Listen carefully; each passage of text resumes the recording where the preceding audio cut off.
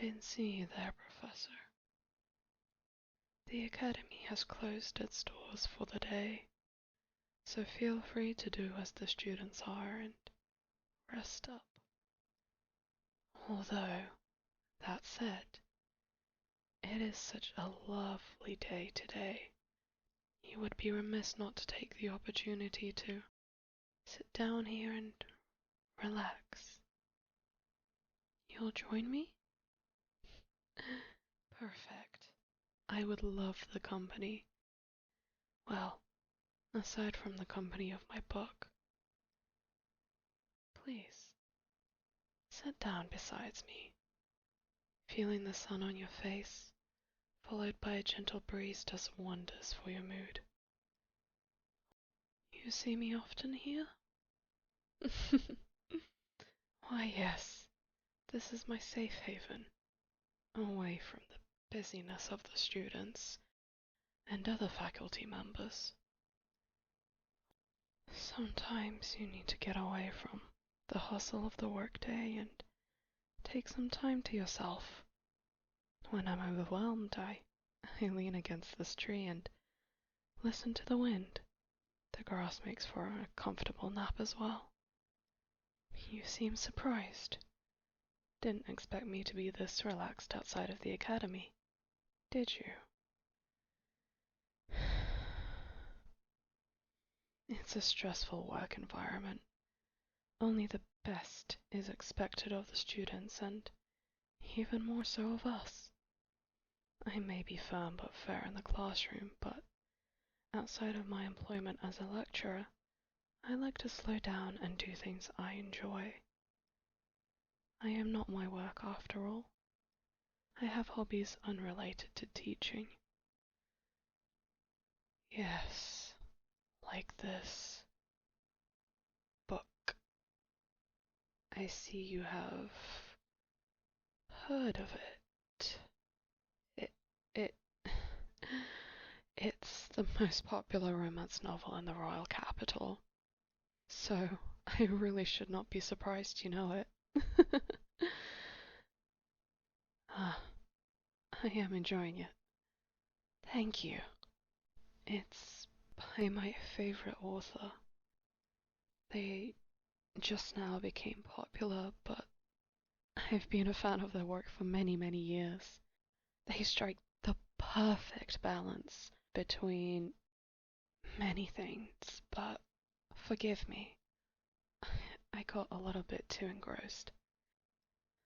I enjoy a great number of books, fiction and non-fiction alike, but truthfully, romance is my guilty pleasure. There's something so heartwarming about reading two people fall in love, when done well anyway. Dear Professor, could I ask you to keep this a secret between the two of us? Promise? You are the last person I wanted to catch me with this. But it is times like these I feel like just Ilya. Not Professor Elroyd, but just Ilya. Don't you agree we all need time to breathe and be ourselves? And you, dear Professor, seem to be in need of that space. Is that not why you came here, after all? Of course I noticed. While it may be difficult for others, it is clear as day to me. You look a little flustered, Professor. Don't worry about it. Don't think about what I just said in too much detail, okay? Wouldn't you say that this is just the perfect corner of the academy to let that facade fall? Just a little bit. You always have an air of dependency around you, but no one in truth can be like that all the time. You are reliable as a professor.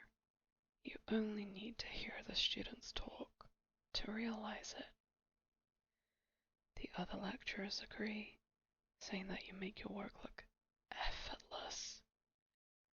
They say, no matter what, they can rely on you, and you'll be able to handle anything.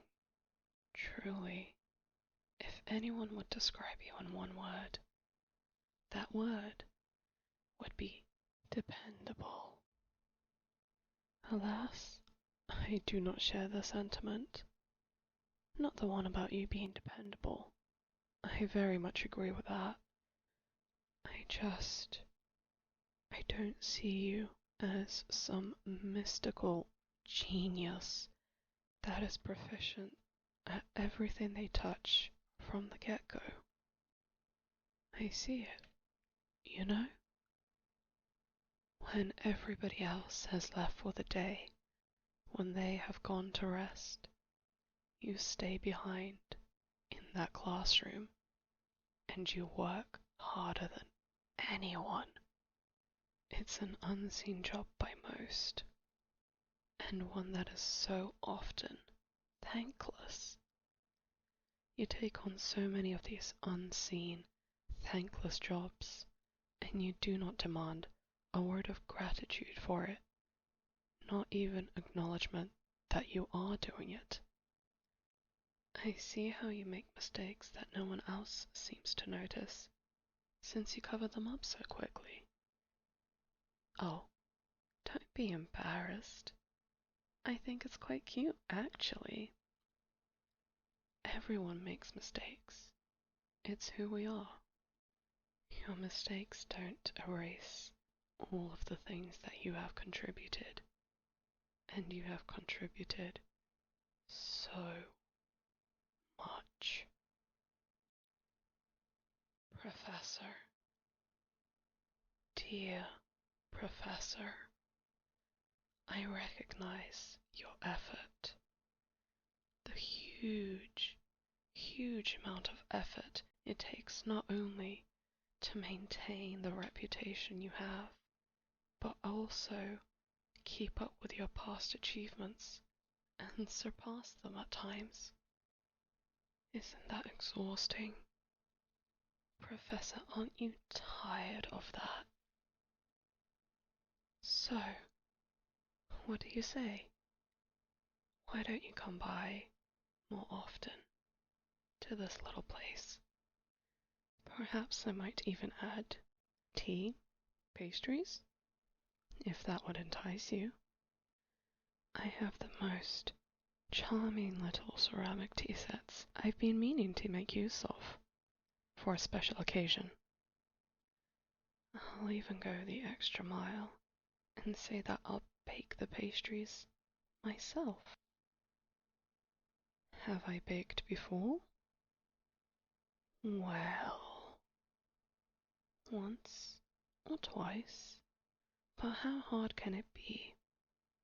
And if I fail, I can just try again and learn from my mistakes. If they really are not edible, I will just purchase some from a castle bakery.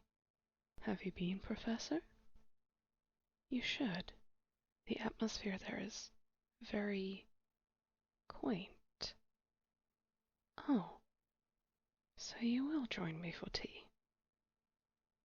It makes me happy to hear that. Professor. To answer your other question, I was simply exploring the academy grounds when I found this little sanctuary. The grounds are rather huge, so there are plenty of corners of quietness, and this simply happens to be my favorite.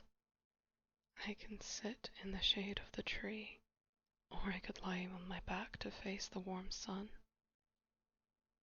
The breeze will accompany me, and there is no sound, save for the wind that rustles the great tree's leaves. and the birds that fly above us. My mind can be quiet, and I do not think of the responsibilities that I have.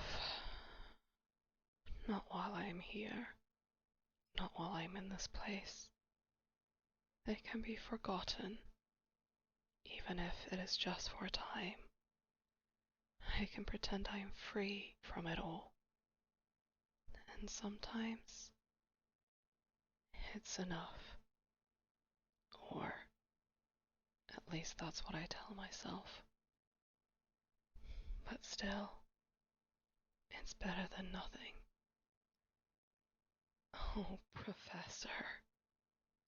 You look like you have something to say. If you would like, why don't you tell me what ails you so? I may not be of help, but sometimes an ear and a shoulder can relieve some burden. Opening your heart just might do you a world of good.